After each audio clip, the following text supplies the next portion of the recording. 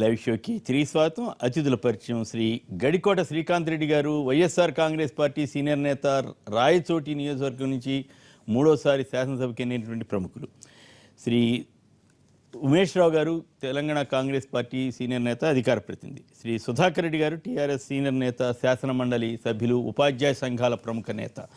ఇక శ్రీ రామకోటయ్య గారు, Bharatiya Janata party senior నేత, పార్టీ కోశాధికారి, విజయవాడ నుంచి మనతోటి మాట్లాడతారు. ఇక రెండు రాష్ట్రాల్లో కూడా ప్రాజెక్టులపై వస్తున్న కథనాలు, మరి అందులో వాస్తవం ఉందా లేదా అన్నది మనం నిశ్చయించదాలం. కానీ బట్ వస్తున్న వార్తలు అయితే కొంచెం ఆందోళనకరంగానే ఉన్నాయి.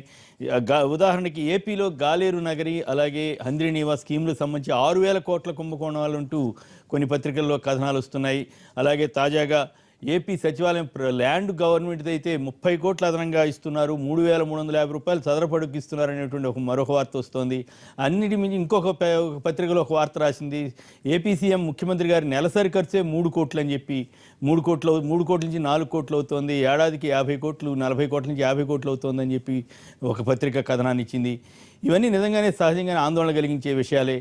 అదే సమయంలో ఇక తెలంగాణ చూస్తే 75,000 కోట్ల రూపాయలు, అంటే ఒకప్పుడు ప్రాణహిత చేవళ్ళకి 50,000 కోట్లు అంటేనే అమ్మో ఇది ఎక్కడ అవుతుంది అనుకుంటే, అది ఇప్పుడు కాళేశ్వరం పేరుతోటి కానీ ఇతరత్ర కానీ 75,000 కోట్లకి తీసుకువెళ్ళారు. మరి పాలమూరు రంగారెడ్డి స్కీమ్ 33,000 కోట్లు అంటున్నారు. ఒకప్పుడు 1,50,000 కోట్లతోటి అన్ని స్కీములు అయిపోతాయి అనుకుంటే, ఇప్పుడు కేవలం తెలంగాణలోనే కొద్దిపాటి 4-5 స్కీములకే 1,50,000 కోట్లు తీసుకెళ్లేదట్లున్నారు. మరి ఇవన్నీ 75,000 కోట్లు బ్రిక్ బ్యాంక్ నుంచి అప్పు చేస్తామంటున్నారు. ఇవన్నీ ఆచరణ సాధ్యమేనా? మరి ఇది ప్రజాహితం కోరుతున్నట్లేనా? తెలంగాణ ప్రభుత్వాలకి కానీ ఆంధ్రప్రదేశ్ ప్రభుత్వాలకు కానీ ఈ 1,000 కోట్ల వ్యవహారాల్లో ఎంత జాగ్రత్తగా ఉండాల్సిన అవసరం ఉంది ప్రజాధనం విషయంలో? మరి ఇవన్నీ సాధ్యమై నిజంగానే అద్భుతాలు సృష్టిస్తే అభినందించాల్సిందే. కానీ వాతావరణం కానీ ఇప్పుడున్న పరిస్థితి కానీ సాధ్యమేనా? మరి ఈ విషయాల్లో కాస్త ప్రాజెక్టులు వీటి మీద కూడా అనుభవం కలిగిన శ్రీకాంత్ రెడ్డి గారు ఏమంటారో విందాం. ఈ ప్రాజెక్టుల మీద తీసుకుంటే అండి, గతంలో రాజశేఖర రెడ్డి గారు ఒక విజన్తో పనిచేశారండి. మనము ఏ రకంగా రైతులు ఇబ్బంది పడకూడదు, 1 కోటి ఎకరాల వరకు నీళ్ళు ఇవ్వాలని చెప్పి కాన్సెప్ట్ తయారు చేసి స్లోగా అయితే కావేవి అట్ ఏ టైమ్గా స్టార్ట్ చేసి ఇది టైం లైన్స్ అని ఫిక్స్ చేసి రిలీజ్ చేయడం జరిగింది. ఈరోజు తనని ఆ రోజు పనిచేసేటప్పుడు, ప్రాజెక్ట్ చిత్తశుద్ధితో పనిచేసేటప్పుడు ఎన్నో ఆరోపణలు చేశారు, ఎన్నెన్నో మాట్లాడారు. ఈరోజు చెప్తున్నాను, గాలేరు నగర్ ఉదాహరణకు తీసుకుందాం, హంద్రీనీవా రాయలసీమ ప్రాజెక్టులు ఫస్ట్ తీసుకుందాం, గాలేరు నగర్ తీసుకుందాం, లేకపోతే హంద్రీనీవా తీసుకుందాం. హంద్రీనీవా గాలేరు ప్రాజెక్ట్స్, హంద్రీనీవా వచ్చి 6,000 కోట్లతో, గాలేరు నగిరి వచ్చేసి 4,500 కోట్లతో అడ్మిషన్ శాంక్షన్ అయిపోయి తాను పరిపాలించిన 5 సంవత్సరాలలోనే 3వ సంవత్సరంలో ముఖ్యమంత్రిగా ఉండి టెండర్లు పిలిచినా కూడా 5 సంవత్సరంలో 80% కంప్లీట్ అయినటువంటి పరిస్థితి అన్న 2 ప్రాజెక్టులకి. అదే విషయం పైన ఎప్పుడైతే 5 సంవత్సరాలు ఆ 2 సంవత్సరాలు ఖర్చు పెట్టినటువంటి డబ్బులు, ఉదాహరణకు ప్రాజెక్టులు పెట్టిందే ముడుపుల కోసం ఆరోపణలు వచ్చినాయి కదా, దాని టాపిక్ వద్దామండి. ఆ ప్రాజెక్ట్ ఏదైతే 2 సంవత్సరాల్లో కంప్లీట్ అయినటువంటి బిల్స్ తీసుకున్నటువంటి దానిపైన నేను ఒకసారి సిఈ గారితో చర్చిస్తే, ఆ ప్రాజెక్ట్ ఇప్పుడు టేకప్ చేస్తే అప్పుడు ఖర్చు పెట్టింది వచ్చిన 3,800 కోట్లు అయితే ఇప్పుడు అదే ప్రాజెక్ట్ టేకప్ చేయాలంటే 20,000 కోట్లు అవుతుంది అని చెప్పి సిఈ గారు చెప్పడం ఉన్నటువంటి పరిస్థితి. అది రాజశేఖర రెడ్డి గారి యొక్క ఇది అనమాట. తర్వాత కిరణ్ కుమార్ రెడ్డి గారు వచ్చినారు, తను ఏం చేయకపోయిన వరకు హడావిడి అంతా 4 సంవత్సరాలు ఏ రకంగా రాష్ట్రాన్ని సర్వనాశనం చేశారన్నది మనకు అందరికీ తెలిసిన అంశమే. తర్వాత చంద్రబాబు నాయుడు గారు వచ్చినప్పుడు ప్రాజెక్ట్స్ 80% కంప్లీట్ అయినటువంటి ప్రాజెక్ట్స్ని టేకప్ చేస్తూ 10%, 15% పెండింగ్ ఉన్నటువంటి ప్రాజెక్ట్స్లో, ఉదాహరణకు 30 కోట్లు పెండింగ్ ఉంటే ఒక ప్యాకేజ్లో దానిని 10 200 కోట్లకు తీసుకెళ్లటం, దాన్ని టెండర్స్ పిలిపించి ఎవరు టెండర్స్ పార్టిసిపేట్ కాకుండా అధికారులు బెదిరించడం. మీరు ప్రతి ఒక్క ప్యాకేజ్ వారిగా డీటెయిల్స్ తెప్పించుకొని చర్చకు రమ్మానండి, మేము ఎక్కడికైనా రావడానికి సిద్ధం. ఏ రకంగా ప్యాకేజ్ టెండర్లు జరిగింది గత 6 నెలల నుంచి 7 నెలల నుంచి, హంద్రీనీవా కానీ గాలేరు నగర్ కానీ. అదే రకంగా హంద్రీనీవాలో ఒక టన్నల్లో 11 కోట్ల ప్రాజెక్టు ముడుపుల విషయంలో తేడాలు వచ్చి 112 కోట్లకు పెంచి వాళ్ళు రోడ్డుకి ఎక్కారు. ఆధారాలు ఉన్నాయి ఇవన్నీ, విత్ ఆధారాలతో. అందుకే నేను చెప్తున్నాను, ఈరోజు వాస్తవంగా మాట్లాడే పరిస్థితికి ఎక్కడ చర్చకు రారు. ఈరోజు ఏదైనా టీవీ ఛానల్ వాళ్ళు బాయ్కాట్ చేస్తారు టీడీపీ వాళ్ళు. మరి ఎవరైనా వింటే ఫోన్ లైన్లో వస్తే కూడా చర్చకు రెడీ వాళ్ళతో, లేదా ఇక్కడే కాదు ఎక్కడైనా ఓపెన్ డిబేట్లు అందరూ మీడియా సోదరుని పిలుద్దాం, ప్రాజెక్ట్ వారిగా చర్చను జరిపేయడానికి మేము సిద్ధం. మా హయాంలో ఎంత పని జరిగింది ఖర్చు పెట్టిన డబ్బుకు, వీళ్ళ హయాంలో ఎంత ఎస్టిమేట్స్ జనరేట్ చేసి ఏ రకంగా ముడుపులు తీసుకుంటారంటే దానిపైన. ఇదే కాదండి, తోటపల్లి ప్రాజెక్టు నేనే శంకుస్థాపన చేసి నేనే ప్రారంభిస్తా అంటాడు, మధ్యలో నిధులు ఏమీ ఉండవు. అదే శంకుస్థాపన చేస్తాడు, వదిలేస్తాడు. కానీ అవతల వాళ్ళు పెట్టినటువంటి ఖర్చుతో ఈయన ప్రారంభోత్సవాలు చేస్తాడు. ఏ ప్రాజెక్ట్ తీసుకున్నా కూడా అది అయింది అంటే దానికి కారకులు రాజశేఖర రెడ్డి గారు అండి, ఇరిగేషన్ విషయంలో మాత్రం. అదే రకంగా అవినీతి అని మాట్లాడే వీళ్ళు ఈ రోజు ఎంత దిగజార్చారంటే గ్రౌండ్ స్థాయిలో ఏ రకంగా అవినీతి పెరిగిపోయిందో ఒకసారి మీరు డీటెయిల్స్ తెప్పించుకోండి. ఒక తహసీల్దార్ గారి దగ్గరికి నేను పర్టికులర్ ఒక అధికారులు ఒక డివిజన్ అని చెప్పట్లేదు, కింది స్థాయిలో కూడా విపరీతంగా పెరిగిపోయినటువంటి పరిస్థితి అవినీతి. పంచాయతీ సెక్రటరీస్ దగ్గర నుంచి విఆర్ఓ దగ్గర నుంచి ప్రజలు చాలా సఫర్ అవుతున్నారు. దీంతో పాటు ఒక నిమిషం అండి, సెక్రటేరియట్ సంబంధించి 10 సంవత్సరాలు మనకు వెసులుబాటు కల్పించారు హైదరాబాద్ లో ఉండటానికి. మీరు మన ఆంధ్రప్రదేశ్ మనం డెవలప్ చేసుకుందాం, మనందరి బాధ్యత అది. ఆంధ్రప్రదేశ్ అన్నింటిని ఆకర్షించుకుందాం. కానీ దుబారమైనటువంటి ఖర్చులు ఈరోజు ఒకటేసారి పర్మనెంట్ గా మనం బిల్డింగ్ నిర్మించుకోవడానికి అవకాశం ఉన్నప్పుడు 2-3 సంవత్సరాలు కంప్లీట్ చేయాలనుకున్నప్పుడు ఈ రోజు 180 కోట్ల ప్రజల సొమ్ముని ఎందుకు దుర్వినియోగం చేస్తున్నారు? ఫస్ట్ దశ 2018 కల్లా అయిపోద్దని చెప్తూ వచ్చారు కదా అన్నారు. అదే అనేది 2018కి మనకు టోటల్ సెక్రటేరియట్ హ్యాండ్ ఓవర్ అయినప్పుడు టెంపరీ సెక్రటేరియట్ అని చెప్పి స్క్వేర్ ఫీట్ కి 3200 అయితే మళ్ళీ ఎక్సెస్ గా 12.5% ఎక్సెస్ ఇచ్చేసి టెండర్లు కట్టబెట్టడంలో ఏంటి అవినీతి? ఎక్కడికి వెళ్తున్నాం? ప్రతిసారి వ్యవస్థ గురించి మాట్లాడే చంద్రబాబు నాయుడు గారు ఒక్కసారి ఆలోచన చేయాలి. తనకు తెలిసి జరుగుతుందా తెలియకుండా జరుగుతుందా అన్నది నాకు తెలియదు, కానీ ఒకసారి తను తెప్పించుకుని ఆలోచన చేసి కనీసం హౌస్లో సమాధానం అన్న ఇవ్వాలి, ప్రజలకన్నా సమాధానం ఇవ్వాలి, లేదా ప్రతిదానికి శ్వేతపత్రం రిలీజ్ చేసి చంద్రబాబు నాయుడు గారు వీటిపైన శ్వేతపత్రం రిలీజ్ చేయాలి. ఈరోజు మనకి ఇక్కడ 10 సంవత్సరాల అవకాశం ఉన్నప్పుడు ఎందుకోసం దాన్ని పెడతారు? ఇంకొకటి అండి, ఇక్కడ హైదరాబాద్ లో ఎంత ఖర్చు పెట్టారో మీకు తెలుసు. క్యాంప్ ఆఫీస్ అని సెక్రటేరియట్ 40 కోట్ల పైన ఖర్చు పెట్టారు. లేక్ వ్యూ గెస్ట్ హౌస్ ఇంకోటి ఇక్కడ తీసుకొని దానికి సుమారు ఖర్చు పెట్టారు 20 కోట్లు ఎంతో. విజయవాడలో 2 క్యాంప్ ఆఫీసులట, మళ్ళీ ఇంకోటి 5ది ఎక్కడో సెలెక్ట్ చేస్తున్నట్టు తన ఫామ్ హౌస్లో ఎక్కడో. ఇన్ని రకమైన క్యాంప్ ఆఫీసులు మెయింటైన్ చేస్తూ మీరు ఆ పత్రిక రాసింది అన్నారు, ఆ డీటెయిల్స్ నాతో కూడా వేరే వాళ్ళు అన్నారండి. ప్రతి నెల తను తీసుకునేటువంటి జీతభత్యాలు, తన సెక్యూరిటీ ఖర్చులు కాకుండా మిగిలిన వాటికి ఆయన 3 నుంచి 4 కోట్ల వరకు ఖర్చు పెడతానట్టుగా మాకు కూడా తెలియవచ్చింది.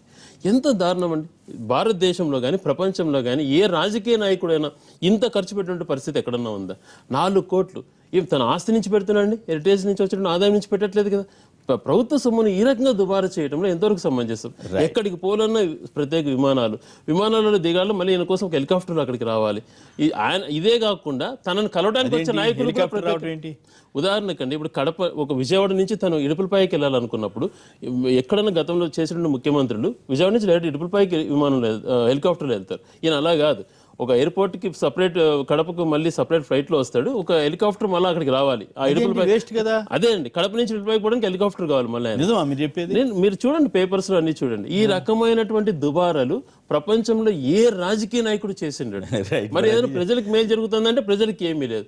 ఈ రకంగా ప్రజల సొమ్ము, రాష్ట్రం ఆర్థికలో కుంగిపోయింది, చాలా లోటు బడ్జెట్ ఉంది అని అంటూ ఈ రకమైనటువంటి దుబారాలు ఎక్కడన్నా జరిగాయా? Right, okay. రామకోటయ్య గారు, ఎంతవరకు వాస్తవం? మన శ్రీకాంత్ రెడ్డి గారు చాలా ఘాటుగా మాట్లాడారు. మీరేం చెప్తారు? మీరేమన్నా, మీకు అక్కడే అనుభవం ఉంది కదా, పైగా మీరు బిల్డర్ కూడా కదా. ఇప్పుడు ఈ సెక్రటేరియట్ విషయంలో కానీ వీటిలో కానీ ఎంతవరకు ఆచరణాత్మకంగా ఉందని మీరు భావిస్తున్నారు?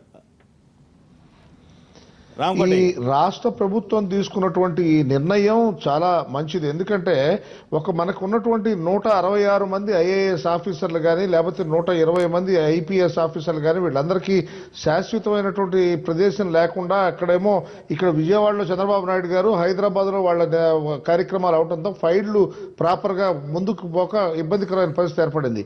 ఈ 6 లక్షల అడుగులు కనుక మనకు కనుక వస్తే ఇప్పుడు ఉన్నటువంటి సెక్రటరియట్ 52 ఎకరాల్లో ఉంది. ఆ 52 ఎకరాల్లో సెక్రటరియట్ 26 లక్షల అడుగుల్లో ఉంది. కానీ అదే సెక్రటరియట్ కనుక మనం కనుక ఇక్కడ 6 లక్షల అడుగుల్లో కనుక పెడితే తాత్కాలికమైనటువంటిది ఇమీడియట్ గా డెవలప్మెంట్ చేయడానికి కావాల్సిన ఏర్పాటు చేయొచ్చు. దీని వల్ల ఏమవుతుందంటే ఆఫీసర్ ని పిలిపించుకోవాలంటే ఇమీడియట్ గా ఫ్లైట్ లో మాట్లాడాల్సిన పరిస్థితి ఏర్పడింది. ఒక్క నిమిషం సార్, దయచేసి అర్థం చేసుకోండి. యాక్చువల్ గా ఏంటంటే దీనికి మనం ఖర్చు పెట్టేది 210 కోట్లు, 180 కోట్లు కాదు, 210 కోట్ల రూపాయలు ఖర్చు పెడితే దీనివల్ల ఏంటంటే ఒక సెక్రటరియట్ సిస్టమ్ ఏర్పడితే కనుక ఇక్కడ నుంచి పరిపాలన త్వరగా చేయాలనే ఉద్దేశంతో ఈ సంవత్సరంలో స్టార్ట్ చేయాలనే ఒక కార్యక్రమం. దీన్ని ఎవరు చేసినా ఒప్పుకోవచ్చు. ఇప్పుడు ఇందాక శ్రీకాంత్ రెడ్డి గారు చెప్పారు, జలయజ్ఞం కార్యక్రమంలో అపర భగీరథుడిలాగా రాజశేఖర రెడ్డి గారు చేసిన దానికి ఎంతో సంతోషకరమైన విషయం. ఆ తర్వాత చీఫ్ మినిస్టర్ దాని మీద దృష్టి పెట్టలేదు. కానీ ఈ 7 ఏళ్ల కాలంలో విపరీతమైనటువంటి ఖర్చులు పెరిగి అన్ని రకాలైనటువంటి విషయాల్లో ఖర్చులు పెరిగినాయి. కానీ ఈ మధ్యకాలంలో ప్రపంచ ఆర్థిక వ్యవస్థలో రాష్ట్రంలో ఈ డీజిల్ రేట్లు తగ్గడం వల్ల కానీ ఇవన్నీ స్టెబిలైజ్ అయ్యాల్సిన పరిస్థితిలో ఇవాళ రేట్లు కొద్దిగా పెరగడం అనేది ఇబ్బందికరం. ఎందుకంటే ఎర్త్ వర్క్ చేయడానికి ఆ రోజున ఏ రేట్ అయితే ఉందో రాజశేఖర రెడ్డి గారు తీసుకున్నప్పుడు ఉన్న రేట్ ఏదో ఇవాళ కూడా అదే రేటు తీసుకోవచ్చు.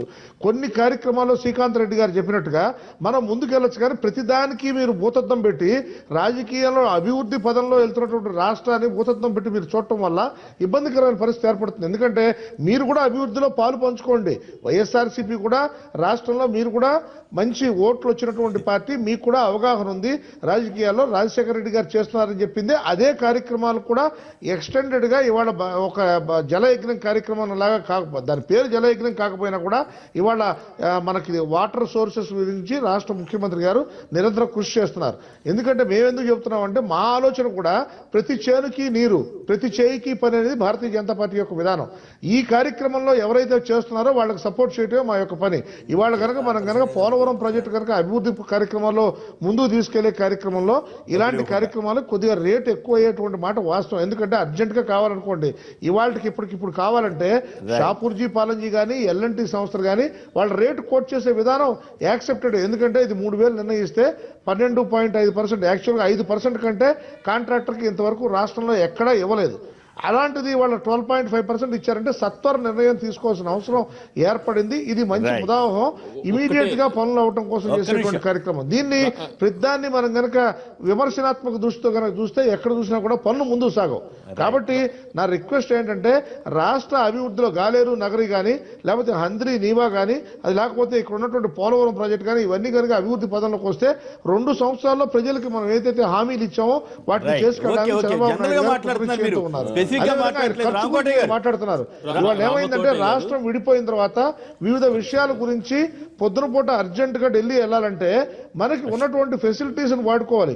రాష్ట్ర అభివృద్ధి కోసం ఖర్చు పెట్టడం కోసం ఆయన సొంతం కోసం ఖర్చు పెట్టట్లేదు, ఢిల్లీ వెళ్ళడం కోసం ఖర్చు పెడుతున్నారు. ఇప్పుడు 30 సార్లు ఢిల్లీ వెళ్ళారు, వెళ్ళడం కోసం ఖర్చు పెడుతున్నారు, కార్యక్రమాల కోసం తిరుగుతున్నారు, రాష్ట్రంలో వివిధ ప్రాంతాలు తిరుగుతున్నారు. ఒక పక్క నుంచి ఒక పక్క వెళ్ళడానికి మనకి 970 కిలోమీటర్ల నిడివి ఉంది.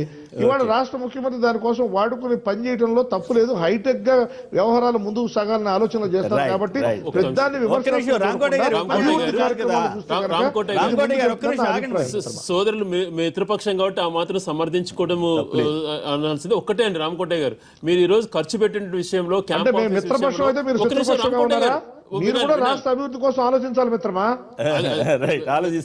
అంతకన్నా ఎక్కువ మేము ఆలోచన చేస్తాం. కానీ ఒకటే అండి, ఈ రోజు క్యాంప్ ఆఫీస్ కి పెట్టినటువంటి ఖర్చులు కానీ విమాన ఖర్చులు కానీ తను సమర్థించుకోవడం వాళ్ళ పార్టీ విజ్ఞతకే నేను వదిలేస్తున్నాను. అంతకన్నా ఎక్కువ మాట్లాడదలుచుకోలేదు. ఎందుకంటే వాళ్ళ విజ్ఞత హృదయాన్ని వాళ్ళు తెలుసుకుంటే చాలా ఏ రకంగా దుబారాలు అవుతున్నాయి. ప్రాజెక్టులకు సంబంధించి పెట్రోల్ ప్రైస్ తగ్గిపోయింది, డీజిల్ ప్రైసెస్ తగ్గిపోయినాయి, స్టీల్ ధర తగ్గింది. మరి రేట్స్ ఏమో ఆకాశాన్ని అంటిస్తున్నారు. ఇప్పుడు ఎస్ఎస్ఆర్ రేట్స్ ప్రకారం తీసుకుందాం. ఒక్కొక్క ప్యాకేజ్ పైన రామకోటయ్య గారు నిజంగా చిత్తశుద్ధి. ఎందుకంటే బీజేపీ అంతో ఇంత నిజాయితీ పార్టీ అనేటటువంటిది కొంతమంది బయట అంటుంటారు. నేను చెప్తున్నాను ఒక్కొక్క ప్యాకేజ్ వినండి రామకోటయ్య గారు, మీరు ఒక్కొక్క ప్రాజెక్ట్ కి చర్చకు తీసుకొని మీరు చర్చకు రాగలుగుతారా అన్నదాన్ని డైరెక్ట్ గా సూటిగా మిమ్మల్ని అడుగుతున్నా. రెండో అంశం అండి, పోలవరానికి సంబంధించి ఏ రకమైన 4,000 కోట్ల నుంచి 6,000 కోట్లకు పెంచేసేసి ఈ టెండర్ లేదు అంటే ఇప్పుడు టెండర్ వచ్చినటువంటి కంపెనీకి దానికి మొబిలైజేషన్ అడ్వాన్స్ 100 కోట్లు ఇచ్చేసారు. ఆడ పని మాత్రం జరగట్లేదు. అక్కడ ట్రాన్స్ట్రైక్ సంబంధించి వీటన్నిటిపైన రామకోటయ్య గారు ఎంత మాత్రం మీరు మిత్రపక్షమైనా దీనిపైన సైలెంట్ గా ఉండడంతో ప్రజలు నష్టపోతారండి. మా బాధ ప్రజల గురించే, ఇంకోటి కాదు. రాజకీయంగా దీన్ని అడ్డు పెట్టుకోవాలని కాదు, ప్రజలు నష్టపోకూడదు అన్నది మా వాదన. రైట్. ఒక్క నిమిషం మళ్ళీ తెలంగాణ ఇష్యూ కూడా శ్రీకాంత్ రెడ్డి గారు రాష్ట్రంలో 10,000 మంది కాంట్రాక్టర్లు ఉన్నారు. నేను రాష్ట్ర కాంట్రాక్టర్ల సంఘానికి అధ్యక్షుడిగా ఉన్నాను.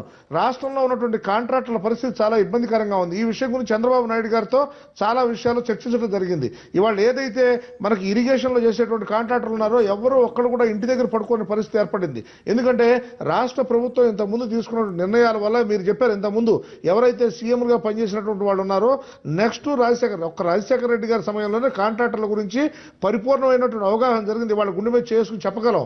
ఏంటంటే ఇవాళ అంతో ఎంతో నిజాయితీ కాదు. కాంట్రాక్టర్ అనేది ఏంటంటే దేశ అభివృద్ధి కోసం ఆలోచించేటువంటి వ్యక్తిగా ఎవరు ఆలోచించట్లేదు. కాంట్రాక్టర్ అంటే ప్రజాధనం దోచేటువంటి వాడుగా ఆలోచిస్తున్నారు. ఆ తర్వాత ఏమని జరిగిందంటే ఇప్పుడు ఉన్నటువంటి పరిస్థితిలో రాష్ట్ర పరిస్థితి చాలా ఇబ్బందికరమైన పరిస్థితిలో ఉంది. ఇవాళ మీరు చెప్పే విధంలో ఒకటే డీజిల్ ప్రైస్ తగ్గిందంటే 99,000 కోట్ల రూపాయలు కాంగ్రెస్ హయాంలో చేసినటువంటి వాటి వల్ల ఇవాళ డీజిల్ ప్రైసెస్ మనకి 50 రూపాయల్లోనే ఉండిపోయినాయి. ప్రపంచంలో ఆర్థిక వ్యవస్థలో డీజిల్ ప్రైసెస్ తగ్గినా కూడా డీజిల్ ప్రైసెస్ భారతదేశంలో తగ్గలేదంటే కారణం ఏంటంటే ఇంత ముందున్నటువంటి లోటు బడ్జెట్ పోర్చడం కోసమే ఈ కార్యక్రమం కాంగ్రెస్ వాళ్ళ మీద వస్తే ఏం ఉపయోగం? కాంగ్రెస్ వాళ్ళని అప్పుడు మనం తిట్టాం అందరం. మీరు అట్టాడి చెప్పమాకండి, ఎందుకు అనవసరంగా చెప్పి మీరు ఇబ్బందుల్లో పడతారు, పడొద్దు. ఒక్క నిమిషం, హనుమాన్ జంక్షన్ నుంచి ఒక లైన్లో ఉన్నారు నరసింహరావు. హలో, హనుమాన్ జంక్షన్ నుంచి శంకర్రావు గారు నమస్కారం అండి, మాట్లాడండి. శంకర్రావు గారు నమస్కారం సార్. నమస్కారం, మాట్లాడండి. శ్రీకాంత్ రెడ్డి గారికి, రామకోట గారికి నమస్కారం అండి. మాట్లాడండి సార్, ఇప్పుడు ఈ ప్రాజెక్టులు ఈ అన్నిటి మీద TDP government, Congress government, Rajasekhara Reddy గారు ఉన్నంత కాలం చాలా స్పీడ్గా అన్ని హ్యాపీగా నడిచినాయి. సో ఈ రోజున చంద్రబాబు నాయుడు గారు వచ్చిన తర్వాత ఎంతసేపు ఆ రాజధాని పరిసరాలు వీటి కోసం అనవసరమైన ఖర్చులు వీటిని తప్పితే ప్రాజెక్టుల విషయంగా మాత్రం ట్రాన్స్ఫాయికి, పోలవరం అని వేరే వాళ్ళకి ఇవన్నీ అని చెప్పి వాళ్ళు లబ్ధి పొందడం తప్పితే పట్టిసీమ ప్రాజెక్ట్ ఉంది, మెగా ఇంజనీరింగ్ ఇచ్చారు, ఎంత లబ్ధి పొందారు? 22% బోనస్ అంటండి, మళ్ళా 22% శంకర్రావు గారు 22% బోనస్ అంట. Okay right, okay right, okay. మీరు ఉమేష్ రావు గారు, ఇక్కడ తెలంగాణలో పరిస్థితి మాట్లాడండి. ఇప్పుడు ఒకటండి, ప్రాజెక్టులు ఈ రాష్ట్రంలో ఈ తెలంగాణ ప్రాంతంలో కట్టినరు ఏమైనా ఉన్నాయంటే కాంగ్రెస్ పార్టీ కట్టినటువంటి ప్రాజెక్టులు. వాస్తవానికి ప్రాజెక్టులు రాజశేఖర రెడ్డి గారు చాలా దూరదృష్టితోని తెలంగాణ ప్రాంతంలో ప్రధానంగా అందరికీ తెలిసిన విషయమే ప్రాణహిత చేవేళ్ళు కానీ ఇవన్నీ కార్యక్రమాలు తీసుకున్న సందర్భంలో అసలు రాజశేఖర గారు బతుకుంటే అసలు మాకు ఇప్పుడు ప్రాజెక్టుల గురించి వాళ్ళు మాట్లాడే అవసరమే పడేది కదా. అసలు ఆ పనులు మిగిలి ఉండేటివే కావు. అది దురదృష్టవశాత్తు వారు చనిపోవడం, ఆ తర్వాత వచ్చినటువంటి ముఖ్యమంత్రులకు మొత్తం రాష్ట్రంలో అశాంతి, అల్లకల్లోలం, ఎందుకంటే ఉద్యమాలు రావడం వల్ల ఒక 3-4 సంవత్సరాలు అది లేట్ అయిపోయింది. సరే, రాష్ట్ర విభజన అయింది, కొత్త ప్రభుత్వాలు వచ్చినాయి.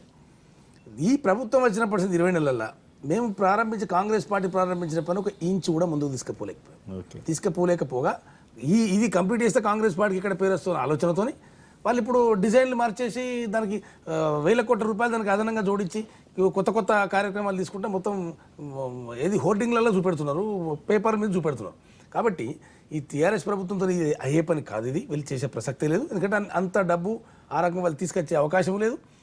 నిన్న పోయి ఇక్కడ మళ్ళీ ప్రాణహిత కాళేశ్వరం ఎత్తిపోతల పథకం ఒకటి కొత్త విషయం, ప్రాణహిత చేవలేదని చేంజ్ చేస్తున్నాం, రీడిజైన్ చేస్తాం, దానికి డబ్బులు ఇవ్వండి, నేషనల్ అది ఇవ్వండి. అంతకుముందు ప్రాణహిత చేవలకు జాతీయ హోదా ఇవ్వమని వీళ్ళే కోరింది, ఈ ముఖ్యమంత్రి గారే కోరింది. ఇప్పుడు మన కొత్త తీసుకొచ్చి కొత్త కార్యక్రమం పెట్టారు. కాబట్టి ఆయన ఒకటే అండి, వీళ్ళు వాగ్దానాలు బాగా చేసి ప్రజలను భ్రమంలో పెట్టగలుగుతారు, వాళ్ళు అన్న విజయవంతమైన. ఇప్పుడు హైదరాబాద్లో 1,00,000 ఇండ్లు కట్టిస్తామని చెప్పారు, మొన్న మీకు తెలిసిన విషయం. 1,00,000 సీసీ కెమెరాలు పెడతామని 20 నెలల కింద చెప్పారు, ఒక్క కెమెరా కూడా పెట్టలేదు. ఇప్పుడు 1,00,000 సీసీ కెమెరాలు పెట్టారు, 1,00,000 ఇల్లు ఎక్కడ కట్టి అందుకొరకే ప్రజలు నమ్మలేరు. మీరు అబద్ధాలు చెప్పుట వల్ల ప్రజలు నమ్మలేరు. ఇప్పటికైనా మార్చుకోవాలి. ఇన్ఫర్మేషన్ యాక్ట్ లో నేను ఇప్పుడు తీసుకొని మీకు ఇస్తా, తీసుకొని ఎన్ని సీసీ కెమెరాలు పెట్టారు. మీరు అన్నట్టు 1,00,000 కాకపోతే కొని పెట్టారు. చేస్తాను, అది ఫేజ్ సుధాకర్ రెడ్డి గారితో ఉన్న ప్రాబ్లం ఇది. ఆయన ఎందుకు అంత నొప్పిస్తుందో నాకు అర్థం కాదు. పార్టీ వాళ్ళు నొప్పి అబద్ధం ఆడతా అంటే వింటే బాగుంటది. నా పాయింట్ ఏంటంటే ఇష్యూ సీసీ కెమెరాలు కాదు, 75,000 కోట్ల ప్రాజెక్టులు కట్టే ప్రసక్తి వాళ్ళతో అయ్యే పని కాదు. అది వాళ్ళు టెండర్లు పిలుస్తారు, ఎవరికి అప్ప చెప్తారు. ఇప్పుడు కదా మొత్తం రోడ్ల మీద అన్ని పైపులు వేసేసారు, ఏది అదే మిషన్ భగీరథ పైపులే ఉంటాయి, అంతే. సమస్యలు ఆయన ఛాలెంజ్ చేశాడు, మేము పోటీ చేయమని. వాళ్ళ ఛాలెంజ్ మీరు చూడండి, రేపు ఏమవుతుందో వాళ్ళ ఛాలెంజ్ సంగతి. అన్నిటికీ ఛాలెంజ్ చేసి దేనికి ఛాలెంజ్ చేయలేదు చెప్పండి, ఛాలెంజ్ చేయండి ఏదో చెప్పండి. 20 నెలల జరిగింది, మనం టైం ఇవ్వాలి కదా. టైం ఇస్తాం సార్, టైం ఇవ్వాలి కాదు. 20 నెలల చేయకపోతే అప్పుడు మీరే అడుగుతారు. 20 నెలలు తక్కువనా?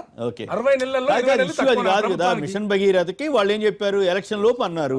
ఎలక్షన్ లోపు చేయకపోతే ఓటే రైతులకు రుణాలు మాఫీ చేస్తామన్నారు, చేశారా? ఇల్లు కడతామన్నారు, ఒక్క ఇల్లు కట్టారా?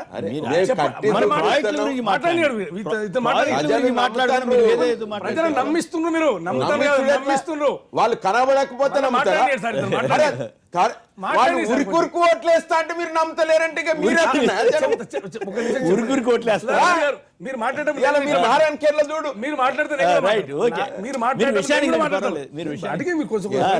మీరు చెప్పిన విషయం కాకుండా కొత్త విషయం. అదే సార్ నేను చెప్పానంటే వీళ్ళు చేసే ప్రసక్తే లేదు, వీళ్ళ వల్ల ఏ పని కాదు. డిజైన్లు మార్చేసి మేమేదో ఈ ప్రభుత్వం ఏదో చేస్తుంది అనేటువంటి భ్రమలో పెట్టడం తప్ప. 75,000 కోట్లు రుణం తీసుకొస్తారంటున్నారుగా. నేను చెప్తున్నా కదా సార్ అన్నిటికీ కానీ రుణాలు భరించగలుగుతుందా రాష్ట్రం అనేది నాకు రాష్ట్రం భరించే పరిస్థితి లేదు. ధనిక రాష్ట్రం అని చెప్తున్నాడు కదా. ధనిక రాష్ట్రంలో ఇది వేల కోట్ల అదే సార్, రుణం నేను ఏమంటున్నా అంటే ఇప్పుడు బడ్జెట్ అంతా కలిపి ఈ 1,10,000 ప్రాజెక్టు కావు అని కోట్లు చెప్పడానికి నేను పూర్వాపరాలు చెప్పాను కదా. ఓకే. ప్రాజెక్ట్ నువ్వు ఈ 20 నెలల్లో మీరు లాంచ్ చేస్తామన్న పథకాలు ఏవి కూడా మీరు చేయలేదు, ఇంతవరకు జరగలేదు. ఈ ప్రాజెక్టు కూడా 1,000 కోట్ల రూపాయల ప్రాజెక్టు మీరు తీసుకొచ్చి కట్టే ప్రసక్తే లేదు. మీరు మీ వల్ల కాదు ఈ ప్రభుత్వంతో. వీళ్ళంటే మేము ఒక మార్కు పరిపాలన, మేము కూడా ప్రాజెక్టులు కడుతున్నాం, రైట్, ఓకే. మేము కూడా రైట్, చేస్తున్నాం.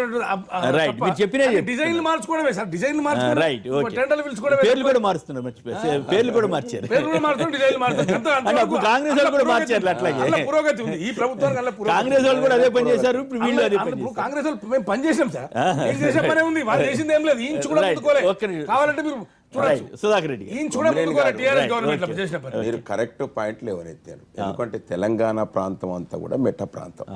ఈ ప్రాంతానికి జలవనరులు కావలసినటువంటి ఆవశ్యకత ఎంత ఖచ్చితంగా ఉంది. దాని గురించి మాత్రమే మేము మొత్తం, ఎందుకంటే మాకు జీవనదులు గోదావరి అండ్ కృష్ణ, ఈ 2 నదుల యొక్క నీటిని వినియోగించుకునేటువంటి రీతిగా ప్రాజెక్టులు ఏవైతున్నాయో రీడిజైన్ చేయాలనేటువంటి ఒక ఉద్దేశంతో, ఎందుకంటే మాది ఉద్యమ పార్టీ, ఇవాళ ప్రభుత్వంలోకి వచ్చినాం, తద్వారా ఉద్యమంలో ఉన్నటువంటి ఒక ఇంజనీర్ ప్రాణహిత చేవెళ్లకు జాతీయ మేము చెప్తున్నా. కాంగ్రెస్ రూపకల్పన చేసిన దాన్ని ప్రాణహిత మేము చేవెళ్లకు చెప్తున్నాం జాతీయ కానీ హోదా మీరు ఇవ్వాలని ఎందుకు వాళ్ళు మాట్లాడిన వీళ్ళు అదే చెప్తున్నా. రీడిజైన్ ఎందుకు చేస్తారు సార్? ఎందుకు ఆ రోజు చెప్తున్నా? జాతీయ హోదా పని ఇవ్వమన్నారు. చేయదని చెప్పారు. అదే అదే అదే జాతీయ హోదా చెప్తున్నాం కదా. అదే ఇప్పుడు సంస్థ ఉమేష్ రావు గారు ప్రాణహిత చేవెళ్లకు డిజైన్ చేసిన సంస్థతోనే వీళ్ళు చేపించారు. మళ్ళీ వీళ్ళు కొత్తగా మేము చేసేది ఏం లేదు. మేము ఏ సంస్థతో అదే వ్యాప్కో సంస్థతోనే వీళ్ళు అదే వాళ్ళ దగ్గరికి వ్యాప్కో సంస్థతోటే మేము మళ్ళీ డిజైన్ చేస్తున్నాం. ఎందుకు చేస్తున్నాం అనేది కూడా మా ముఖ్యమంత్రి గారు స్పష్టంగా వివరించారు. ఆదిలాబాద్ తుమ్మిడిహట్టి దగ్గర ఉండేటువంటి ఒక నీటి పారుదల ఏదైతున్నదో అది 365 రోజులు వినియోగంలోకి వచ్చేటట్టుగా లేదు. కాబట్టి తుమ్మిడిహట్టు దగ్గర ఉండేటువంటి ఒక ప్రాజెక్టు ఉంటుంది, మళ్ళా కాళేశ్వరం దగ్గర కూడా ఎక్కువగా, ఎందుకంటే ఇటు ప్రాణహిత వచ్చే వాటర్ కాదు అక్కడ, ఈ ముంపు ముంపు ప్రాంతం, ఎందుకంటే మహారాష్ట్రలో ఉండేటువంటి, అంటే అక్కడ ఆనకట్ట ఎక్కువ కట్టినట్టయితే మహారాష్ట్రలో ముంపు ప్రాంతం అవుతుంది. మహారాష్ట్ర గవర్నమెంట్ తోటి కూడా మాట్లాడిన ఆలోచనలన్నీ నేను సమర్థిస్తాను, కాదనట్లా. కానీ కానీ రేట్ ఎంత? 75,000 సాంకేతిక నిపుణులు సార్ వీళ్ళకు. వీళ్ళ ఆస్థాన సాంకేతిక నిపుణులు. కేసీఆర్ గారికి అనుభవం ఉంది, దేనికి ఒప్పుకోవాలి. ఇక్కడ కేసీఆర్ గారు ఆయన ఇంజనీర్ల కన్నా ఎక్కువగా దాని మీద మంచి పరిజ్ఞానం ఉన్నది. కేసీఆర్ గారికైనా చంద్రబాబు గారికైనా ఆ విషయాలు అనుభవం అన్నమాట వాస్తవం. దాంట్లో అనుభవం అయితే ఇది సాధ్యమా, లేకపోతే ఈ ఇంత ఖర్చు ఎకరాకి 20,000 రూపాయలు 30,000 రూపాయలు పడితే అది ఎవరు భరించగలుగుతారనే ప్రశ్న, 10,000 కోట్లు కరెంటుకే ఖర్చు అయితే ఎవరు భరిస్తారనే ప్రశ్నకి సమాధానం కావాలి. కరెక్ట్. మీరు అనేది ఎందుకొరకంటే ఇక్కడ ఉండేటువంటి యొక్క నేలలు తేలికపాటి నేలలు. ఈ నేలల మీద కమర్షియల్ క్రాప్స్ పెట్టినట్టయితే, ఎందుకంటే సీడ్ బౌల్ అనేటువంటి ఒక మాట చెప్తున్నాం, తెలంగాణ ప్రాంతంలో ఉండేటువంటి ఒక భూములలో అంకాపూర్ గ్రామం చూసిండ్రు, ఆ గ్రామం లెక్క అన్ని గ్రామాలు కూడా తయారు కావాలనేటువంటి ఒక సంకల్పంతో నీటి ప్రాజెక్టులు ఉన్నట్టయితే మా ఎన్నికల నియమావళిలో స్పష్టంగా చెప్పినాం. ఎందుకంటే 1,00,000 ఎకరాలు ఇస్తామంటున్నాం ఒక్కొక్క నియోజకవర్గానికి. ఆ విధంగా నియోజకవర్గానికి 1,00,000 ఎకరాలు ఇచ్చేటట్టుగా రీడిజైన్ చేస్తున్నాం. తద్వారా మొత్తం కూడా ఇలా నీళ్లు వస్తున్నాయి. ఒకవైపు మిషన్ ఉమేష్ రావు గారు నిర్దిష్టంగా మాట్లాడుతున్నా, నేను గంగదేవిపల్లికి స్వయంగా ముఖ్యమంత్రి 10 లక్షల రూపాయలు మంజూరు చేస్తే వాళ్ళు ఇప్పుడు ధర్నాలు చేస్తారు. గంగదేవిపల్లికి ఇవ్వలేదా? వాళ్ళు ధర్నాలు చేస్తున్నారు సార్. వాళ్ళు ఇప్పుడు తెలుసుకోండి, మీరు ఫోన్ చేసి ధర్నాలు చేస్తున్నట్ట. 10 లక్షలు ముఖ్యమంత్రి స్వయంగా చెప్పినవాడికి ముఖ్యమంత్రి చెప్పినవాడికి ఇవాళ గంగదేవిపల్లెకు నిన్ననే మీరు చూసినారు, మొత్తం రిలీజ్ చేసినాం. ఇలా ఆ విధంగా అంటే సార్ ఈ ప్రాజెక్ట్ గురించి నేను కొంచెం స్టడీ చేశాను, ప్రాణహిత చేవెళ్ళ గురించి. సేమ్ ఏదైతే కాంగ్రెస్ గవర్నమెంట్ రాజశేఖర్ గారు ఉన్నటువంటి అలైన్మెంట్ తీసుకున్నారు, కానీ కొన్ని చోట్ల ఏం చేశారంటే సిద్దిపేట దగ్గర కానీ గజ్వాల్ దగ్గర కానీ అంతా కూడా పెద్ద 1 TMC కెపాసిటీ రిజర్వాయర్స్ ని 50 TMC కానీ 24 TMC కానీ పెంచడం జరిగింది. దాంతోపాటు ల్యాండ్ ఎక్వేషన్ అంటే 1 TMC రిజర్వాయర్ ని 50 TMCలకు పెంచితే దాదాపుగా 1,000 కోట్లు పెరిగేటువంటి ఆస్కారం కలుగుతుంది. ఎందుకంటే రిహాబిటేషన్ కానీ ఒక నిమిషం ఆ 2-3 ఇష్యూస్ వల్ల ఒక 20,000 కోట్లు పెరిగినట్టుగా నేను చూసినటువంటి డిజైన్. నేను ఇక్కడ నా ప్రశ్న ఏంటంటే ఇది ఎంతవరకు వైబిలిటీ వైబిలిటీ అనే దానిపైన నాకు, ఎందుకంటే గోదావరి నుంచి ఎన్ని రోజులలో ఇన్ని వాటర్ డ్రా చేయగలుగుతారు అనే దానిపైన ఇంకా పూర్తిగా కొంచెంగా స్టడీ చేసినారు లేదు అది నాకు తెలియదు, నేను దానిపైన పెద్ద నాకు అవగాహన లేదు. ఇంకొక పాయింట్ ఇక్కడ వచ్చి, ఆ పాయింట్ ఎందుకు చెప్పానంటే ఈ రకంగా పెరిగింది కాబట్టి అంచనాలు పెరగడం ఒకటి జరిగిందన్నమాట. ఇక్కడ ఇంతకుముందు రిహాబిటేషన్ అన్ని అయిపోయి కూడా, ఉదాహరణ గాలేరు నగర్ ఆంధ్ర అన్ని అయిపోయి కూడా 30 కోట్లది ఏపీలో, 30 కోట్లది, 100 కోట్లు, 150 కోట్లు, అది ఎట్లా పెంచారో అర్థం కానిటువంటి పరిస్థితి. ఇక్కడ మా శ్రీకాంత్ రెడ్డి గారు చెప్పినట్టుగా, ఎందుకంటే రీడిజైన్ చేయటం వల్ల నీటి వినియోగం ఎక్కువ వస్తుంది కాబట్టి ఆ నీటిని మల్లన్న సాగర్లో 50 టీమ్స్లు పెడుతున్నాం, పోచమ్మపల్లి ప్రాజెక్టు దగ్గర 30 టీఎంసీలు పెడుతున్నాం. ఆ విధంగా వచ్చేటువంటి నీటి వనరులు మిడ్ మానేర్ దగ్గర పెడుతున్నాం. ఇవన్నీ కూడా వినియోగించుకుంటానికి మీరు అన్నట్టుగా ఇవాళ కిరణ్ కుమార్ రెడ్డి గారు ముఖ్యమంత్రిగా ఉన్నప్పుడు మహారాష్ట్ర ముఖ్యమంత్రి గారు లేఖ రాస్తే, మేము ఎట్టి పరిస్థితుల్లో మీరు ప్రాణహిత వాళ్ళకి మేము అంగీకరించామని రాస్తే, ఎస్ మేము దాని మీద ప్రొసీడ్ అయితలేము అని స్పష్టంగా కిరణ్ కుమార్ రెడ్డి గారే రాశారు. కాబట్టి ఈ విధంగా తెలంగాణ ప్రాంతం అంతా ఎడారిగా మారిపోతుంది.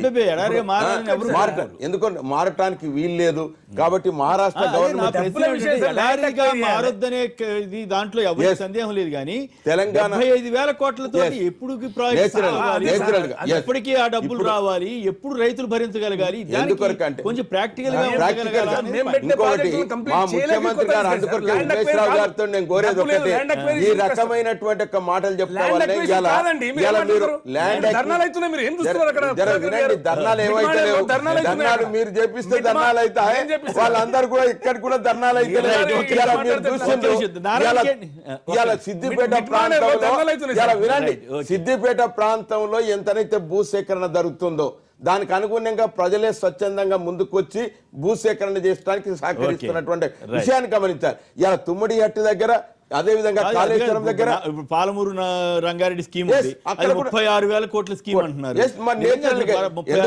ఆ ప్రాంతం నుంచి ఎట్లా అది ఆ రకంగా పెంటారెడ్డి గారు ఆయన ఎవరో ఎకరానికి 22,000 కోట్లు అవుతుందని, 22,000 రూపాయలు ఖర్చు అవుతుందని చెప్పారు. ఇప్పుడు రూపాయలు ఎవరు భరించగలగాలి? శ్రీనివాసరావు గారు లేదంటే రాష్ట్రం దెబ్బతి మొత్తం ప్రమాదం ఉంది. నిజంగా నీళ్లు వస్తే మా బొట్టాలు అందరూ సంతోషిస్తాం. కొమ్మినేని గారు నిర్ణీతమైన గడువు లోపల పూర్తి చేయాలనే సంకల్పం ఉన్నది.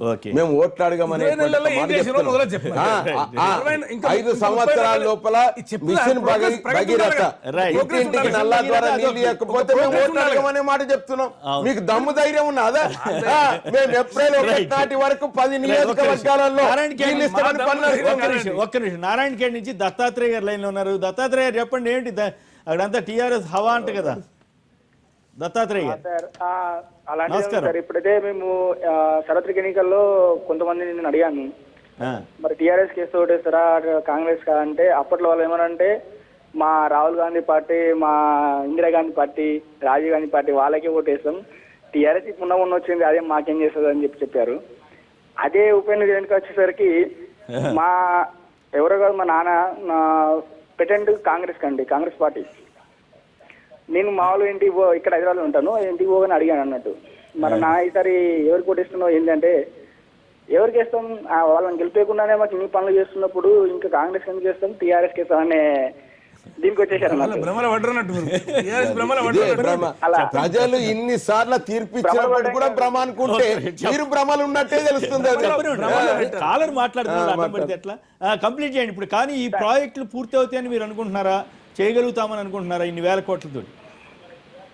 సార్ ఇప్పుడు మిషన్ భగీరథ తీసుకోండి, అది చేయకపోతే వాళ్ళు ఓట్లు అడిగినప్పుడు ఇంకా దీనిపైన వాళ్ళు కాంగ్రెస్ కానీ ఎవరైనా వాదన చేయడం కరెక్ట్ కాదేమో నా అభిప్రాయం సార్. మీరు బాగా చెప్పారు, ఆ స్కీమ్ వరకు సరే వాళ్ళే చెప్పారు కాబట్టి మనం ఎవరు ఎలక్షన్ వరకు ఆగాల్సిందే. కానీ ఈ ప్రాజెక్టులు 75,000 కోట్లతో ఓ ప్రాజెక్టు, 35,000 కోట్లతో ఇంకో ప్రాజెక్టు, అట్లా ఇంకా వేరు 1,50,000 కోట్లు దాదాపు అవసరం అవుతాయి, లేదా 1,00,000 కోట్లు అనుకుందాం. ఇవన్నీ సాధ్యమవుతాయి అనుకుంటున్నారా? సార్ సాధ్యం చేస్తే తెలంగాణ మొత్తం సస్యశ్యామలం అవుతుంది సార్. ఇది చేయాలని మీ కోరుకుంటున్నాను. ఆకాంక్ష అర్థమైంది. మీ ఆకాంక్షని అభినందించాల్సింది, ఎందుకంటే మనిషి ఆశాజీవి కాబట్టి. అది అయితే చర్చ ఎందుకు జరుపుతున్నామంటే ఖచ్చితంగా దీని మీద ప్రభుత్వం మీద కూడా ఒక ఆలోచన ఉండాలి, ఒత్తిడి ఉండాలి. దాంతో మేము ఏకీభవిస్తాం సార్. ఎందుకంటే మేమే అంటారు, మా ముఖ్యమంత్రి పలు పర్యాయాలు చెప్తాడు, మన సాధ్యాసాధ్యాలు దూతాలే, మనం అందుకొరకే పారదర్శకంగా పెడుతున్నాం. ఇగో ఇది ఇంత అవుతుంది, పెడుతున్నారు. మీరు ఏదో జీవోలు వెబ్సైట్ మూసారంట.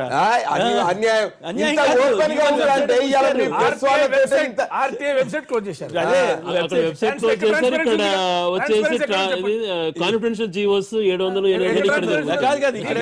ఏపీలో 800 జీవోలు రహస్యం అంట, తెలంగాణలో 500 జీవోలు రహస్యం.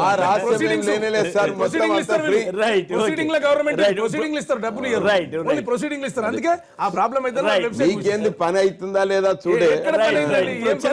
ఒక్క నిమిషం, ఇప్పుడు చిన్న విరామం తర్వాత లైవ్ షో కొనసాగుతుంది.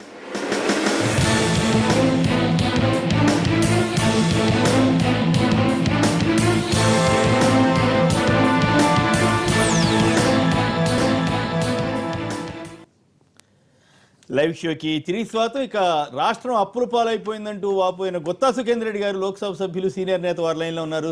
సుఖేంద్ర రెడ్డి గారు నమస్కారం. చెప్పండి, నిన్న మొన్న ప్రెస్ కాన్ఫరెన్స్ పెట్టి మరి గట్టిగా మాట్లాడారు. ఇప్పుడు తాజా పరిణామాల మీద, ఈ స్కీముల మీద మీరేమంటారు? సుఖేంద్ర రెడ్డి గారు నమస్కారం సార్. నమస్కారం సార్, చెప్పండి. ఏం లేదు, ఇవాళ రాష్ట్రంలో ఇప్పుడు మీరు పెట్టినటువంటి చర్చ చూసినప్పుడు దాన్ని స్పందించాలనేటువంటి ఆలోచన మీద నేను వచ్చాను. Okay, thank you sir. దీంట్లో 2 లక్షల కోట్లు ఇరిగేషన్ ప్రాజెక్టు మీద అప్పు కొరకు పెట్టుకున్నారు. 75,000 కోట్ల పైన హైదరాబాద్ విశ్వనగరం చేయాలనేటువంటి ఆలోచన. అయితే దీంట్లో 2 రకాలుగా, గోదావరిలో నీళ్లున్నాయి, ప్రాణహిత చేవెళ్ళ నడుస్తుంది, దాన్ని ఏ పద్ధతిలో నేషనల్ ప్రాజెక్ట్ గా తీసుకురావాలనే ఆలోచనలో తప్పులేదు. కానీ కృష్ణా మీద ఆల్రెడీ ఇప్పటికే అసలు పైన ఉన్న కర్ణాటకలో నీళ్లు లేనటువంటి పరిస్థితి. అల్మాటిలో లేవు, నారాయణపూర్లో లేవు, జూరాల్లో లేవు, శ్రీశైలంలో లేవు, నాగార్జున సాగర్లో లేవు. రబీ ఖరీఫ్ రెండింటికి ఈ సంవత్సరం క్రాప్ కు నీళ్లు లేనటువంటి పరిస్థితి ఉన్నది. ఆల్రెడీ శ్రీశైల సొరంగ మార్గం నల్గొండ జిల్లాది పనులు నడుస్తూ ఉన్నాయి. కల్వకుర్తి, నెట్టెంపాడు, భీమా ప్రాజెక్టులు 90% పనులు అయి ఉన్నాయి, వాటిని ఇంతవరకు పూర్తి చేయలేదు. తర్వాత నీటి లభ్యత ఎక్కడికి వెళ్ళి వస్తున్నది, నీళ్ళు ఎక్కడికి వెళ్ళి తెస్తాము, మనకు ఉన్నటువంటి వాటా ఎంత, మనము ఏ విధంగా నీరు డ్రా చేయగలుగుతాము. ఇప్పుడు కృష్ణా బోర్డు వచ్చి కూర్చున్నది. ప్రతి చుక్క డ్రా చేయాలంటే కూడా ఇవాళ కృష్ణా బోర్డు పర్మిషన్ తీసుకుంటేనే మంచిళ్ళకి నీళ్ళు ఇచ్చేటువంటి పరిస్థితి ఉన్నది రాష్ట్రంలో. అదేవిధంగా రాష్ట్ర రెవెన్యూ 14-15లో 64,000 కోట్లకు మనం ఆదాయం కానీ ఖర్చు కానీ, 15-16లో ఈ సంవత్సరం 15-16లో మీరు 1,16,000 కోట్లు రాష్ట్ర ప్రభుత్వం బడ్జెట్ లో పెడితే అది 80,000 నుంచి 85,000 కోట్ల వరకు పోయేంత పరిస్థితి ఉన్నది తప్ప 30,000 కోట్లు అసలు నీ దగ్గర డబ్బులే లేనటువంటి పరిస్థితి ఉన్నది. ఈ పరిస్థితులన్నిట్లో పెట్టుకొని రుణం పొందాలంటే మనకు ఏ రకమైనటువంటి అవకాశాలు ఉన్నాయి చూసుకోవాల్సినటువంటి అవసరం ఉంది. ఈ అప్పులు ఎట్లా తీరుస్తాం మీరు ఒక్కసారికి ఆలోచన చేయండి. ఇక్కడ సుధాకర్ రెడ్డి గారు ఉన్నారు కాబట్టి నేను చెప్తున్నాను, జీతాలు పెన్షన్లు 30,000 కోట్లకు పోయినాయి.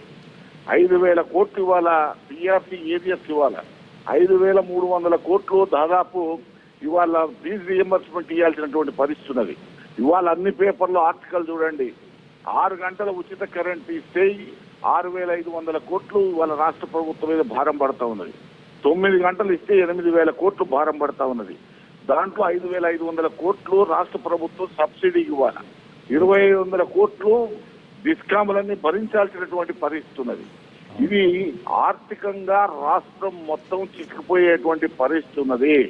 ఇప్పటికీ అనధికారికంగా గత 4-5 మాసాల నుంచి మౌఖిక ఆదేశాలతోనే ట్రెజరీలన్నీ ఫ్రీజ్ చేసి కేవలం వాటర్ గ్రిడ్ కు మాత్రమే డబ్బులు ఇస్తున్నారు తప్ప మిగతా వాటికి 4 మాసాల నుంచి రెగ్యులర్ ఆర్డబ్ల్యూఎస్ పనులకు డబ్బులు ఇవ్వడం లేదు. తర్వాత మోడల్ స్కూల్స్ పేమెంట్ 2 సంవత్సరాల నుంచి పెండింగ్ ఉన్నాయి. కేంద్ర ప్రభుత్వం ఇచ్చిన డబ్బులు మొత్తం రాష్ట్ర ప్రభుత్వం వాడుకున్నది. ఆ డబ్బులు రిలీజ్ చేయలేక మొత్తం చుట్టూ ఆఫీసుల చుట్టూ కాంట్రాక్టులు తిరిగేటువంటి పరిస్థితి ఉన్నది. ఆసరా పెన్షన్లు 1వ తారీఖు టెన్షన్ గా ఇవ్వాల్సిన ఇవాళ 20వ తారీఖు దాకా ఆసరా పెన్షన్ ఇచ్చేటువంటి పరిస్థితి ఉన్నది. కాబట్టి ఈ రకంగా మనం ఆర్థిక క్రమశిక్షణతో రాష్ట్రాన్ని నడిపించండి, ప్రాజెక్టులను ఏ విధంగా పూర్తి చేద్దామో ఆలోచన చేయాలి తప్ప ఇష్టానుసారం చేస్తే మనకు ఇప్పటికే 76,000 కోట్ల అప్పు మనకు పునర్విభజనలో వచ్చింది.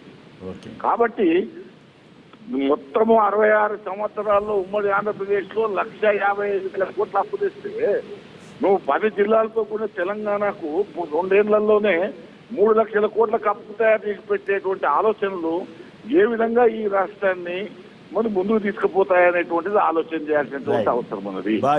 ఏ ప్రాజెక్ట్ లో నీళ్లు లభ్యత ఉందో వాటిని చేపట్టాల్సినటువంటి అవసరం ఉన్నది. ఇవాళ జిహెచ్ఎంసీ మొత్తం వార్షిక బడ్జెటే నీకు 6,000 కోట్లు. ఈ 6,000 కోట్లలో జీతాలు ఎక్కడిస్తావు, బడ్జాలు ఎక్కడిస్తావు, ఇవన్నీ ఎక్కడ చేస్తారు? ఈ 77,000 కోట్లు బ్రిస్క్ నుంచి అప్పు తెచ్చేటువంటి పరిస్థితి వస్తే దాన్ని ఏ విధంగా రీపేమెంట్ చేస్తారు? ఏ పద్ధతుల్లో కేంద్ర ప్రభుత్వం సహకరించినా నియమ నిబంధనల ప్రకారమే వాళ్ళు ఇస్తారు తప్ప నియమ నిబంధనలు మించి కేంద్ర ప్రభుత్వం ఇవ్వలేదు. రాష్ట్ర ప్రభుత్వాలు అడ్డగోలుగా అప్పులు తెచ్చుకోవడానికి అవకాశం లేదు. ఇవాళ బ్యాంకులు మొత్తం ఇవాళ పెద్ద ఆర్టికల్ వచ్చింది, సుధాకర్ రెడ్డి గారు చదవండి. ఇవాళ భారతీయ బ్యాంకులు ఏ విధంగా ఈ నాన్ పర్ఫార్మెన్స్ అసెట్స్ కింద మునిగిపోతున్నాయో, వాటిని ఏ విధంగా నష్టాల్లోకి పోతున్నాయి, ఈ బ్యాంకులను ఏ పద్ధతుల్లో కాపాడాలనేటువంటి ఆలోచన కేంద్ర ప్రభుత్వం దగ్గర ఒక ప్రధాన సమస్యగా ఉన్నటువంటి పరిస్థితి ఉన్నది. ఇన్ని రకాలైనటువంటి ఆర్థిక వ్యవస్థ ప్రపంచవ్యాప్తంగా ఓవైపు, దేశంలో మరోవైపు, రాష్ట్రంలో ఇంత పెద్ద గడ్డు పరిస్థితులు ఉన్న సందర్భంలో మనం ఇష్టానుసారం చేయాలి, అప్పులు తెచ్చుకోవాలనేటువంటి ఆలోచన ఏదైతే అవసరం ఉందో, ఏదైతే మనం చేయగలుగుతామో, ఏదైతే ప్రజలకు అందివ్వగలుగుతామో దాని వరకు మనం చేయాల్సినటువంటి వాటర్ బిల్ 30,000 కోట్లు వాళ్ళ వివిధ సంవత్సరాల నుంచి అప్పుల కొరకు తిరుగుతా ఉన్నాం. ఇవన్నీ ఎట్లా సాధ్యమవుతాయి అనేటువంటి కరెక్ట్. సుఖేంద్ర రెడ్డి గారు మంచి వాదన వినిపించారు. ఆలోచన చేయాల్సినటువంటి అవసరం ఉన్నది. కరెక్ట్. ఒక్క నిమిషం అండి, మంచి వాదన వినిపించారు సుఖేంద్ర రెడ్డి గారు. సుధాకర్ రెడ్డి గారు సమాధానం చెప్తారా? మా సుఖేందర్ రెడ్డి గారు పార్లమెంట్ సభ్యులుగా వారు బాగా అనుభవం గడించినటువంటి వారు విశ్లేషణ చేసి ఏ ప్రాజెక్టుకి ఎంత ఉన్నది, దాన్ని ఏ విధంగా అప్పు తెస్తున్నాం, అప్పులు బ్యాంకులు ఏ విధంగా ఉన్నాయనేటువంటి ఒక విషయాన్ని కూడా వివరించాను. మా ఉద్దేశం ఏమిటంటే మేము కొత్తగా ప్రభుత్వంలోకి వచ్చినాం, మేము ఒక టార్గెట్ పెట్టి పనిచేస్తున్నాం. గతంలో లెక్క మీ కాంగ్రెస్ ప్రభుత్వంలో ఏదో మొత్తం ప్రాజెక్టులన్నీ కట్టేస్తాం అనేటువంటి రీతిగా మాత్రం కాదు. నిర్దిష్టమైన కాలంలో నిర్దిష్టమైన కాల వ్యవధి పెట్టి దానికి అనుగుణ్యంగా డబ్బు తీసుకొచ్చి దాన్ని పూర్తి చేసేటువంటి ఒక పూచి మా ప్రభుత్వం తీసుకుంది. కాబట్టి ఆ విధంగా శక్తి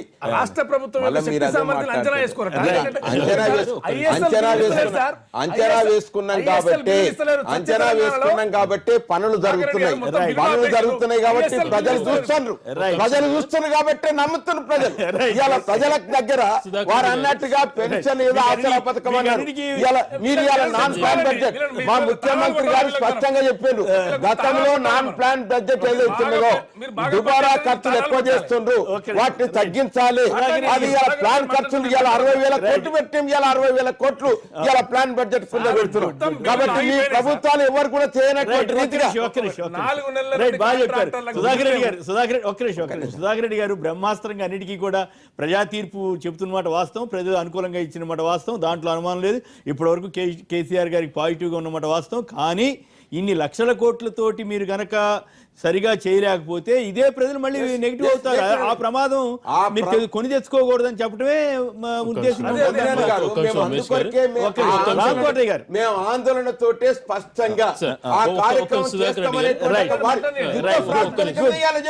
ఇక్కడైనా కానీ ఏపీలైనా కానీ ఇరిగేషన్ ప్రాజెక్టుల మీద 25,000 కోట్లు ఖర్చు పెడతామనేటువంటి ఒక మాట. 30,000 కోట్ల మీ ఎమ్మెల్యే గారు. హలో హలో ధర్మారెడ్డి గారు నమస్కారం, బాగున్నారా? నమస్తే. చెప్పండి.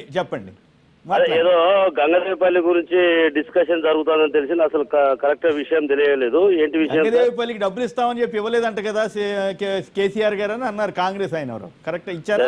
గంగదేవిపల్లికి డబ్బులు వచ్చాయండి, 10 crores సజెస్ట్ అయ్యాయి, వర్క్ కూడా ప్రారంభించాం. అసలు ఇచ్చేది విలేజ్ కాబట్టి డబ్బులు ఇస్తాను. ఒక్క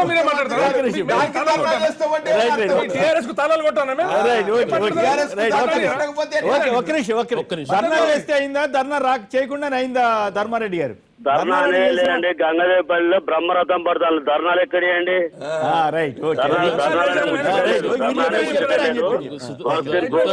సుఖేందర్ రెడ్డి గారు చాలా క్లారిటీ ఇచ్చారు. అందరూ సుధాకర్ రెడ్డి గారితో ఏకీభవిస్తే ఒక మాట చెప్తున్నాను. గోదావరి వాటిని ఇంతకుముందే చెప్పాను, ఆ క్లారిటీ ఉంటే తీసుకోండి. కృష్ణాది మాత్రం 100% సమస్య వస్తుంది. ఈ రోజు ఏపీ గవర్నమెంట్ ఎందుకు మాట్లాడలేదా అని చెప్పి మేము కూడా గట్టిగా దానిపైన పోరాటం చేసుకోవాలి. పాలమూరు రంగారెడ్డి విషయంలో ఇంతవరకు రాయలసీమకు సంబంధించినటువంటి వాటిపైన ఇంతవరకు వాటాలు ఫిక్స్ చేయలేదు. వీళ్ళేమో కింది స్థాయిలో ఇది కట్టే ఎటువంటి పర్మిషన్స్ లేకుండా తోడేస్తే మాకు చాలా ఇబ్బందికర పరిస్థితులు వస్తాయి. ప్రాజెక్ట్ అయిన తర్వాత ప్రాజెక్ట్ అవుతాయి 25,000 కోట్లు అంటున్నారు, 35,000 కోట్లు. మరి దీనిపైన కూడా చాలా అబ్జెక్షన్స్ ఉన్నాయి. మా స్టేట్ నుంచి ఎందుకు దీనిపైన అబ్జెక్షన్ చేయటం తెలియట్లేదు. ఇంకొక అంశం కూడా అండి, దుబారాల విషయంలో పోటీలు పడుతున్నారు ప్రభుత్వాలు. ఆర్థిక పరిస్థితులు చాలా దిగజారిపోయి ఉన్నాయి. ఆంధ్రప్రదేశ్ లో అయితే ఇక్కడ వాళ్ళ ముఖ్యమంత్రి గారికి 3 నుంచి 4 కోట్లు అవుతుంది. మీ ముఖ్యమంత్రి గారికి ఎంత అవుతుంది?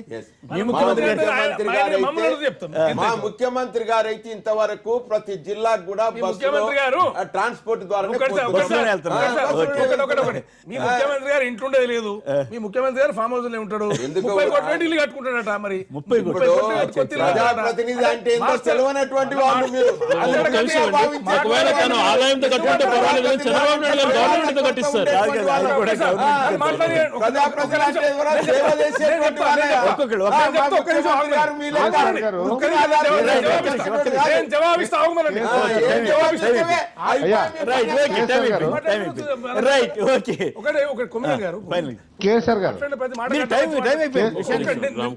ప్రజాప్రతినిధి అంటే ఏందో తెలియదు అంటున్నా. మీరు విషయం లైన్ లో ఉండు మొత్తం సమైక్య రాష్ట్ర ముఖ్యమంత్రులు ఉన్నారు.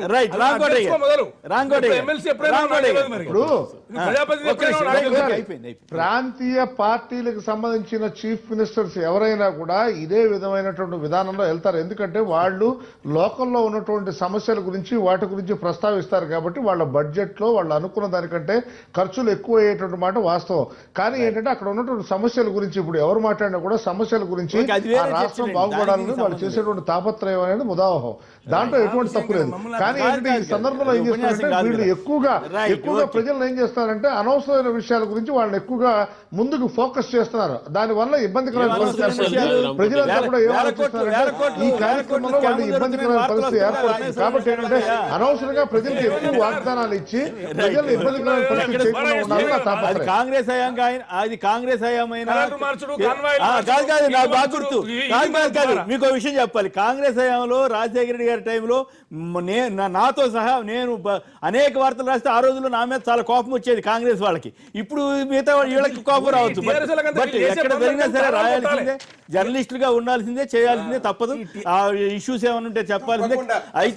అయితే ఇవన్నీ కూడా ప్రధానంగా 1,000 కోట్ల వ్యవహారాల్లో ప్రభుత్వాలు బాధ్యతగా ఉండవలసిన అవసరం ఉంది. లేదంటే అది అటు రాష్ట్రాలు మునిగిపోయే ప్రమాదం ఉంటుంది.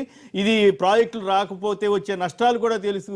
సో ప్రభుత్వాలు ముందస్తు జాగ్రత్తగా ఉంటే మంచిదని చెబుతున్నాం. కాకపోతే కాస్త ముందుగా చెబుతున్నాం కాబట్టి మా మాట పట్టించుకోరు. కానీ తర్వాత రోజుల్లోనే ఇవన్నీ వాస్తవాలు అవుతున్నాయి. గతంలో కూడా అనేక సందర్భాలు ఉన్నాయి. కాబట్టి ఆ మాట చెబుతూ శ్రీకాంత్ రెడ్డి గారు, ఉమేష్ రావు గారు, సుధాకర్ రెడ్డి గారు, రామకోటయ్య గారు, గుత్తా సుఖేందర్ రెడ్డి గారు, అందరికి కూడా ధర్మారెడ్డి గారు, అందరికి కూడా ధన్యవాదాలు. ఇది నేటి వార్తా విశ్లేషణ కార్యక్రమం.